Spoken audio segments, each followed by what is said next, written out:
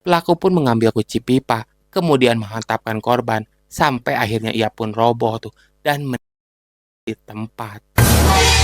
Pelaku pun akhirnya menunjukkan satu ruangan kosong di bagian belakang rumah korban yang kala itu rapi tanpa ada kerusakan. Dan disitulah jasad korban pun ditemukan akhirnya.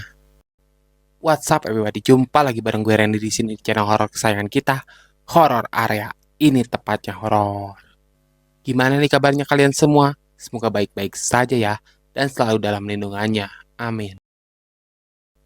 Kejahatan kian hari kian memprihatinkan. Nyawa rasanya sudah seperti tak ada harganya lagi di zaman ini. Kasus kriminal pun makin beragam saja terjadi di sekitar kita. Nah, kali ini gue akan bahas kasus yang baru saja terjadi.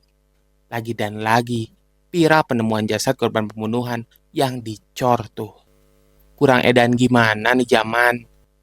So, tanpa banyak bacot lagi, yuk kita sikat sama-sama pembahasannya di sini di Horror Area.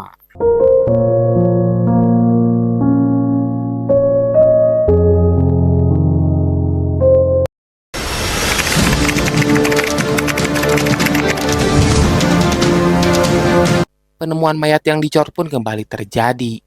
Kejadian ini membuat geger warga Bumi Citra Indah, RT 06, RW 13, Desa Situwangi, Kecamatan Cihampelas, Kabupaten Bandung Barat tuh. Korbannya tak lain merupakan pemilik rumah tersebut, bernama Didi Hartanto, yang kala itu berusia 42 tahun tuh. Jasad beliau pun ditemukan terkubur di bawah lapisan keramik yang berada di ruang belakang rumahnya sendiri. Kapolres Cimahi AKBP Aldi menjelaskan tentang kronologi penemuan jasad yang dicor tersebut.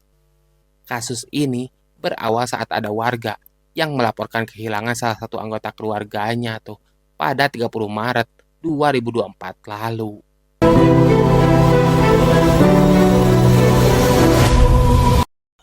Berawal dari situlah kami pun membentuk tim investigasi yang juga di-backup oleh Ditkrimum Polda Jawa Barat untuk mencari tahu apakah hilang karena hal yang wajar atau tidak wajar. Tim kami pun kemudian melakukan berbagai penyelidikan hingga pada akhirnya ditemukan bahwa ada kejanggalan di kediaman korban tersebut. Kejanggalan tersebut berupa kondisi rumah yang tak wajar dan hilangnya barang berharga milik korban tersebut. Kejanggalan itu berdasarkan pada olah TKP awal, ucap Pak Aldi saat itu. Setelah dilakukan penyelidikan secara seksama, korban Didi pun tersebut ditemukan, terkubur dan dicor dengan rapinya pada lapisan keramik di ruang belakang rumahnya tuh. Awal kecurigaannya pun bermula pada 30 Maret 2024 lalu. Saat itu, keluarga mereka pun berusaha menghubungi Didi berkali-kali tuh. Namun tidak ada respon sama sekali dari beliau. Saat didatangi rumahnya tersebut, kondisi rumah korban pun saat itu terkunci. Kemudian, pintu pun dibuka dengan menggunakan kunci duplikat. Setelah itu, keluarga dan pihak kepolisian pun memeriksa rumah korban tersebut. Pada awalnya, tidak ditemukan kejanggalan tuh. Hingga beberapa hari kemudian, keluarga pun merasa janggal dengan kasur yang kala itu robek. Selain itu, 2 unit motor korban pun diduga hilang tuh, tak kelihatan di TKP. Warga sekitar pun memberi kesaksian bahwa korban terakhir berkontak dan bertemu dengan Ijal tuh, tukang kebun di rumahnya. Akhirnya, polisi pun menangkap Ijal yang menjadi tersangka pembunuhan terhadap Didi Hartanto tersebut.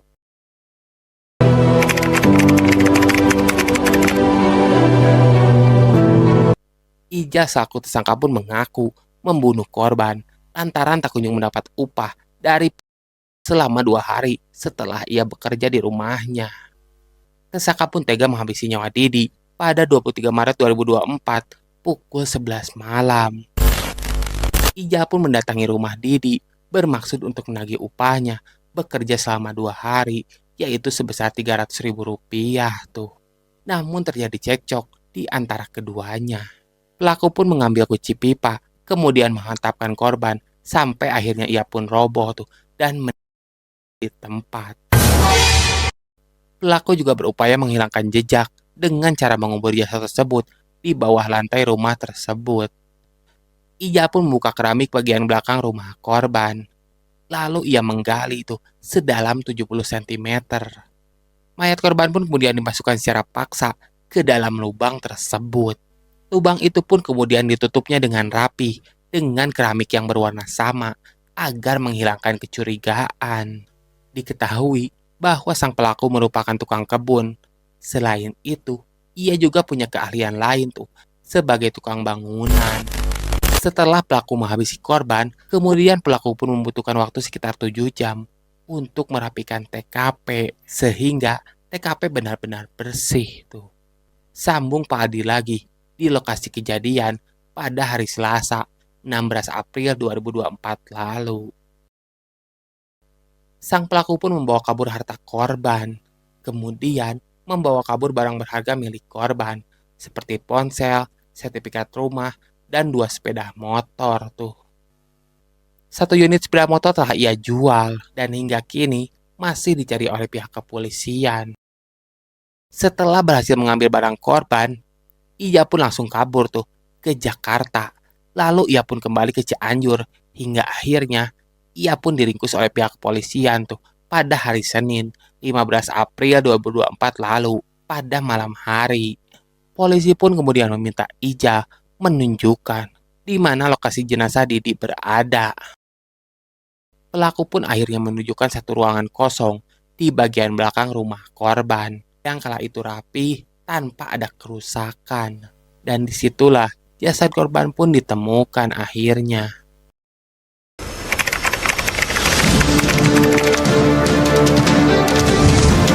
Atas perbuatannya, tersangka pun harus mendekam di penjara tuh dan dikenakan pasal 338 Junto 340 KUHP dengan ancaman hukuman berupa pidana mati atau penjara seumur hidup ataupun selama waktu tertentu paling lama 20 tahun. Itulah pembahasan kasus pembunuhan yang lebih viral menggegerkan masyarakat tuh. Semoga kita lebih berhati-hati di zaman yang edan ini. Dan ingat juga kata-kata Bang Napi tuh. Was-waslah, was-waslah. Terima kasih buat kalian yang udah klik video ini dan nonton sampai selesai. Semoga kalian sehat selalu dan dalam lindungannya. Amin. Bantu dukung channel kami dengan cara like, comment, and subscribe ya. Dan jangan lupa nyalakan lonceng icon agar kalian mengetahui konten-konten terbaru yang kami update tuh. Dan buat kalian yang ingin pembahasan lain di channel ini, silakan saja tulis pembahasan yang kalian inginkan di kolom komentar. Kalau gue mampu, nanti gue bahas di channel ini. Sekian horor area kali ini. Semoga Anda terhibur. Gue Randy di sini pamit undur diri. Bye.